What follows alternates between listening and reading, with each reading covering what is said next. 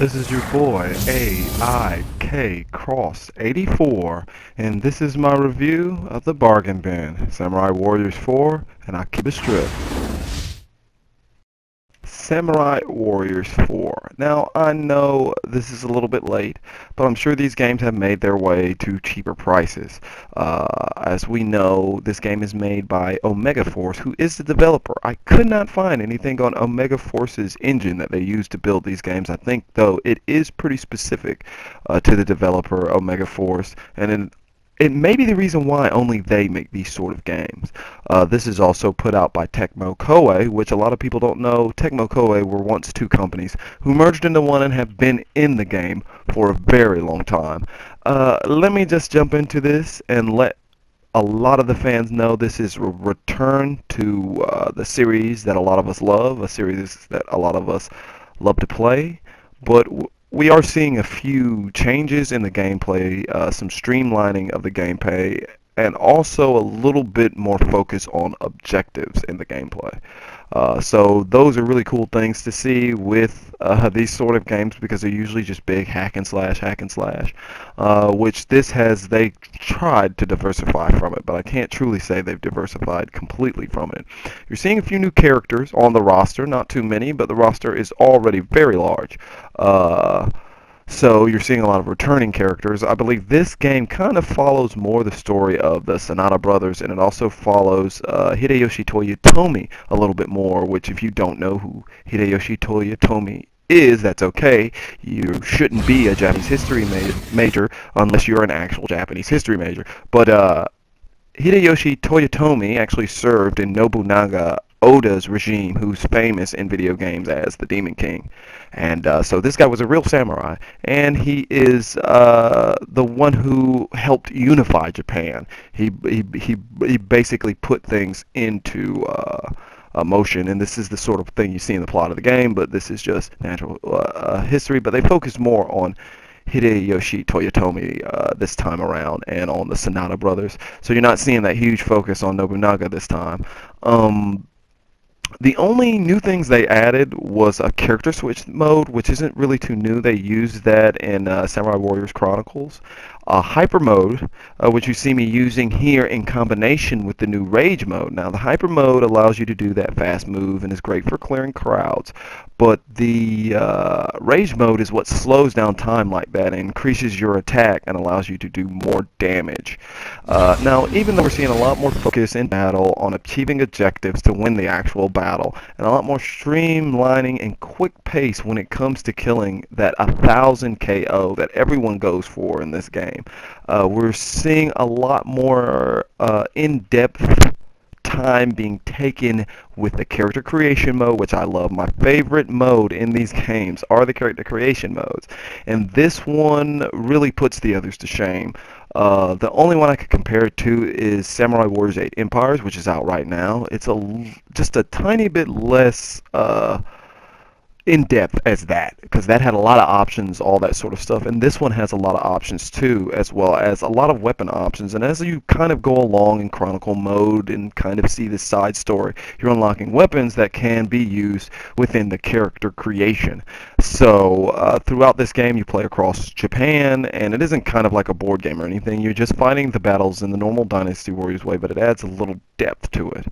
And I mean, that's all I really have for Samurai Warriors 4. That wasn't the biggest upset of the games that I started scrolling through as I wanted to do reviews of more Japanese style games. I picked up Akiba's Strip Undead and Undressed, which was the biggest mistake in my gaming career that I have ever made. Now, with games like Akiba's Strip and other games such as Onchibara, which came out on, that was like a couple years ago. Onchibara came out, Bikini Zombie Slayers, or whatever it is. These games are just huge fan service. They're usually pushed towards male fans, and they're just huge fan service, although I believe Akiba Strip is this sort of game you could approach as a male or female, since you're pretty much stripping anybody and everybody, even though clearly for Americans there is a woman on the cover holding up a man's pair of boxers, which gave me a completely different idea of what the game was going to be like.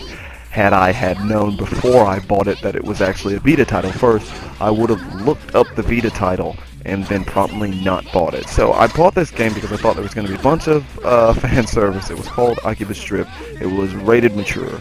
But to be honest, I would say that this is kind of like one of your vanilla animes. It's very actually watered down.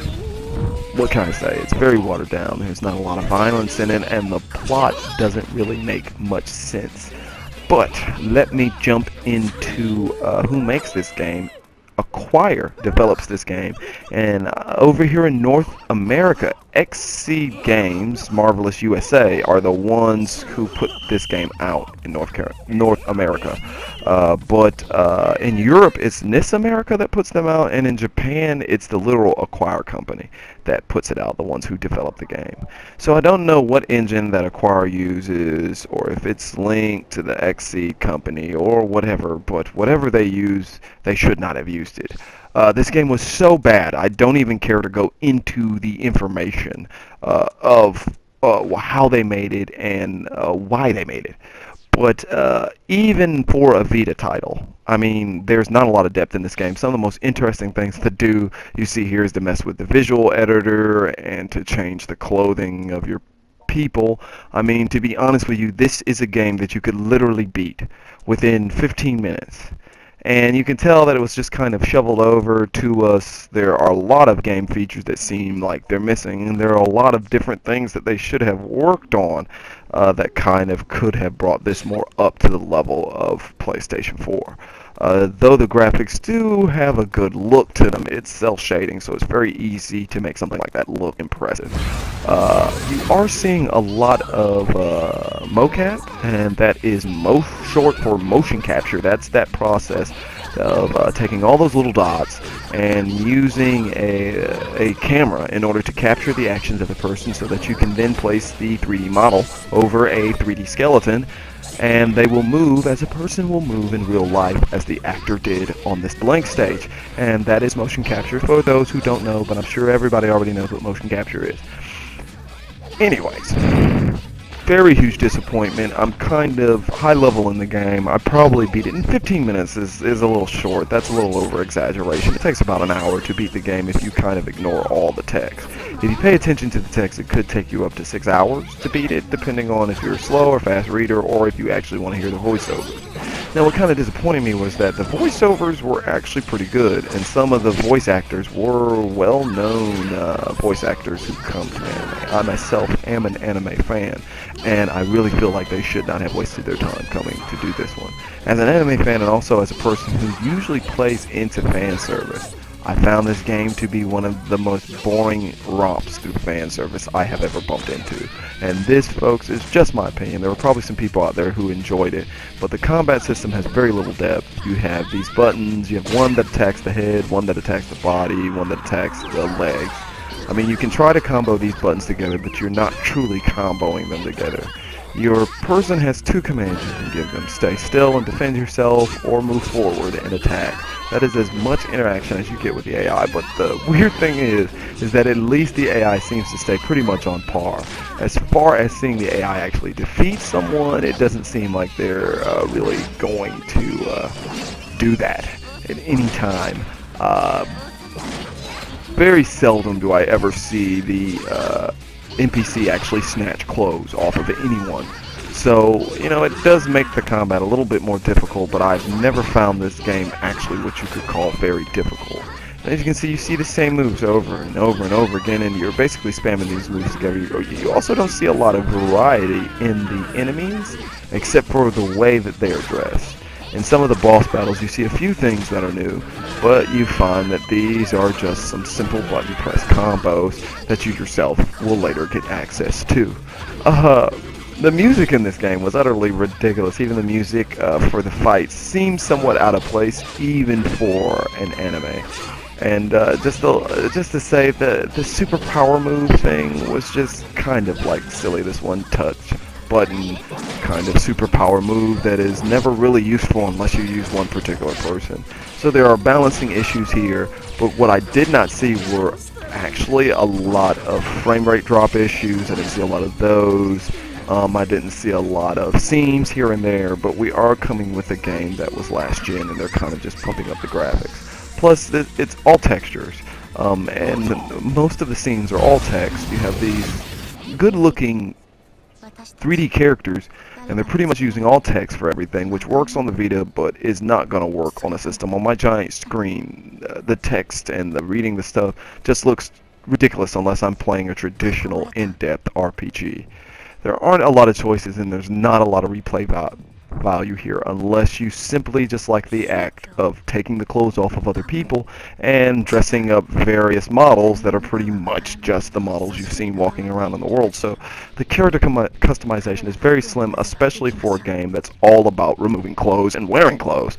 So that was the thing that I thought was kind of odd. Also a game that takes place in Akiba, which is one of the biggest shopping places in Japan, and I swear out to you, almost every shop stored the same items. So you have very little items, very little change in combat, very little difficulty. I mean, this is a mindless hack and slash adventure, if I could even call it an adventure game. Because only the text makes it an adventure game. The rest of the time you are literally just doing this. Every battle locale as well doesn't really change too much. But I do have to say that Akiba does look good on the PlayStation 4, and it would be more interesting to see a game that is designed for the PlayStation 4. Coolest thing about this game, honestly, was one song in one of the shops and the fake anime previews. If you own this game and you're really mad at it and you don't really play it, just go in to watch the fake anime previews, because those were completely worth it for me. The fake anime previews looked like really good anime. Some of the fake game previews, I wish I was playing that game instead of this one. People, if you love this sort of thing, go out and buy it. I mean, it does have that sort of quirky anime plot you like. It makes a lot of nerd references that do turn out to be funny here and there, but some turn out to be kind of insulting. And then there are a few that are kind of too specific to Japan for anyone outside of Japan, or really well-versed in the culture of Japan to know. But if you're into the anime, otaku, nerd kind of thing, I would say go out and pick it up. You will find it fun in your own little way, but please don't expect much. Don't expect to be challenged here. Alright, that's all I got. This is your boy AIK Cross 84, and this is LMR. Let me be your voice for gaming.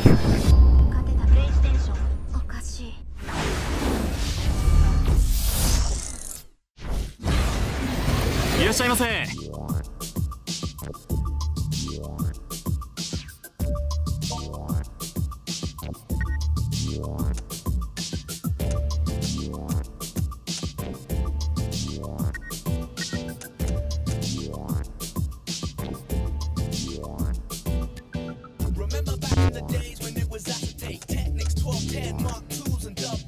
お客様。